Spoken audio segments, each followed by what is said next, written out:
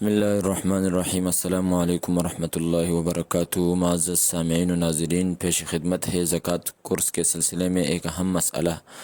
وہ مسئلہ یہ ہے کہ تجارت کی نیت سے ایک چیز خریدی تھی تو اس کا کیا حکم ہے۔ اس کے بارے میں ہمیں یہ جاننا چاہیے کہ زکوٰۃ جن اموال پر لازم اور واجب ہو جاتی ہے اس میں ایک مال تجارتی سامان بھی ہے، لیکن اس کے بارے میں یہ جاننا چاہیے کہ تجارتی سامان پر تب زکوٰۃ فرض ہے کہ جب اس کے بارے میں نیتی تجارت باقی رہے، تجارت کی نیت اس میں باقی رہے۔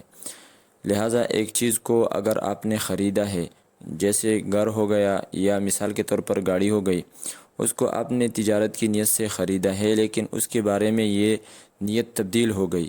ابھی مثال کے طور پر اس گھر کو آپ اپنے ذاتی استعمال میں لانا چاہتے ہیں یا اس گاڑی کو آپ اپنے ذاتی استعمال میں لانا چاہتے ہیں، تو اس کے بارے میں پھر حکم یہ ہے کہ اس پر زکوٰۃ فرض نہیں۔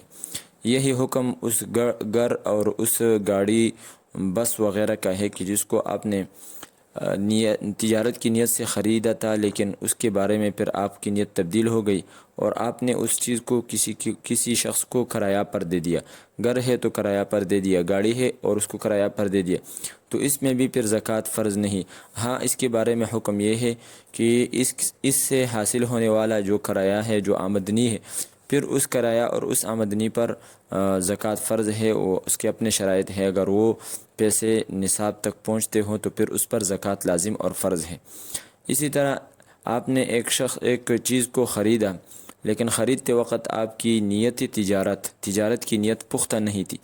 آپ کی ذہن میں یہ تھا کہ میں یہ چیز خرید رہا ہوں لیکن اگر مجھے نفع ہوا تو میں اس کو بیچ دوں گا، اگر نفع نہ ہوا تو میں اپنے پاس رکھوں گا اور اس کو اپنے استعمال میں لاؤں گا، تو اس کے بارے میں بھی حکم یہی ہے کہ اس پر زکوٰۃ لازم اور فرض نہیں ہے۔